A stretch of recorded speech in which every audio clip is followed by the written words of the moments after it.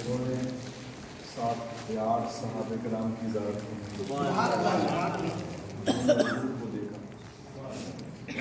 دوسری بات، اس زمین پر آپ کی مزار شریف بنی ہے، ماشاءاللہ۔ اس زمین پر امام اعظم ابو حنیفہ نے 70,000 مرتبہ قرآن شریف ختم کیا۔ 70,000 مرتبہ قرآن شریف پڑھا ہے آپ نے وصیت فرمائی تھی مجھے یہیں دفن کرنا، میں نے 70,000 مرتبہ قرآن شریف کی تلاوت فرمائی۔ تیسری بات بڑی عظیم بات ہے، اس لیے مجھے اس بات کی روز ٹینشن ہے کہ کسی کو فکر نہیں ہے اتنی زیادہ کہ کتنی زیارت گاہیں چھوٹ گئیں اور وقت ختم ہو گیا، لوگ اپنے ہی ڈرے میں چل رہے ہیں، اس لیے دشواری ہو گئی۔ کتنی زیارت گاہیں، ہم نے سوچا تھا کہ آپ لوگوں کو اتنی بڑی بڑی بارگاہوں میں حاضری کروا دوں گا، لیکن اب آخری شب ہے غوث پاک پہ جانا۔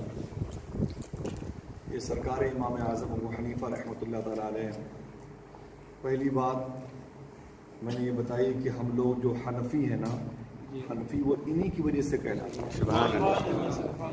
ان کا جو سب سے بڑا مرتبہ ہے، لیول ہے، وہ حضور صلی اللہ علیہ وسلم نے ان کے آنے کے بارے میں بشارت فرمائی۔ سبحان اللہ۔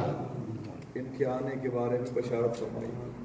ان کی پیدائش اس شہر میں ہوئی کہ شہر کو آپ نے دیکھا جسے کوفہ کہتے ہیں، سمجھ رہے ہیں، کوفہ کہتے ہیں۔ اس زمین پر آپ نے 70,000 مرتبہ قرآن شریف کی تلاوت فرمائی۔ سبحان اللہ۔ اور حضور کے صدقے میں جو سب سے بڑا انعام ملا امام اعظم ابو حنیفہ رحمۃ اللہ تعالیٰ علیہ کو، اور وہ یہ ہے آپ نے اپنی زندگی میں 100 مرتبہ خواب میں رب کو دیکھا ہے۔ سبحان اللہ۔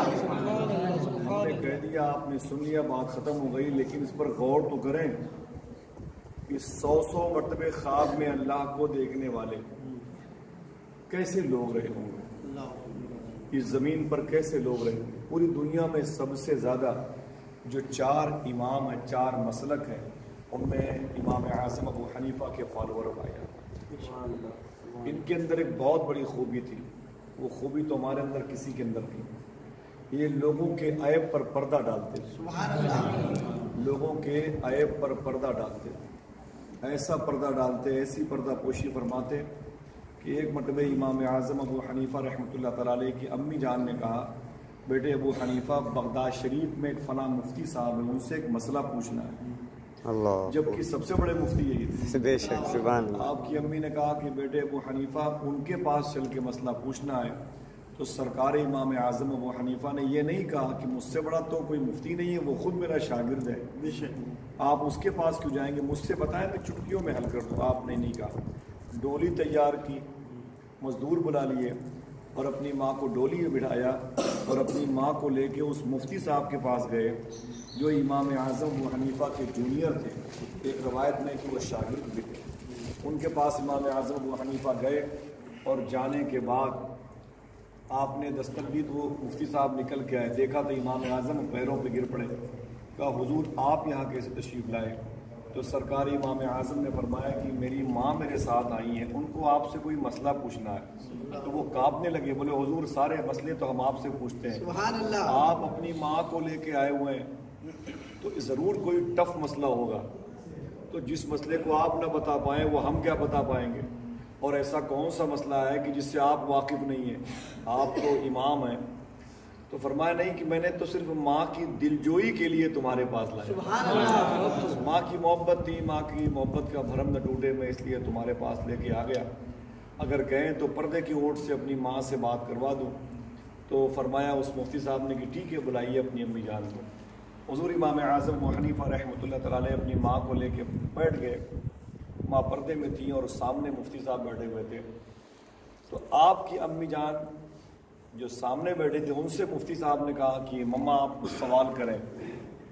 امام اعظم فرماتے ہیں جیسے میری ماں نے میرے سامنے اس مفتی صاحب سے سوال کیا تو امام اعظم فرماتے ہیں میں سمجھ گیا کہ اتنا ٹف ہے سوال، اس کا جواب یہ مفتی صاحب نہیں دے پائیں گے۔ وہ کہتے ہیں میں سمجھ گیا کہ اس کا جواب ان کے بس میں نہیں ہے، یہ نہیں دے پائیں گے۔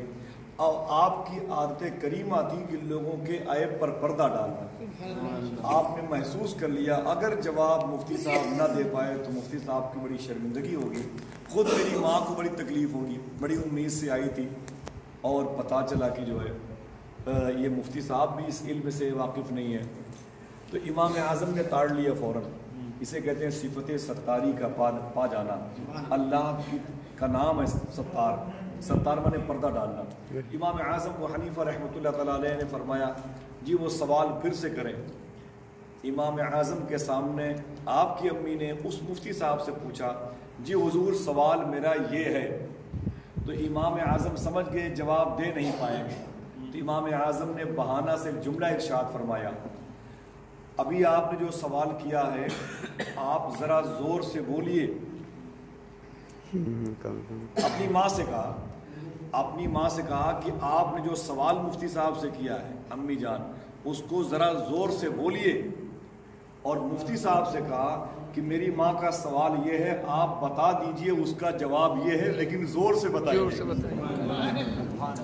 یہ کہہ کر کے مفتی صاحب کے علم کا بھرم نہیں ٹوٹنے دیا. یہ کہہ دیا مفتی صاحب اس سوال کا جواب یہ ہے لیکن زور سے بتائیے.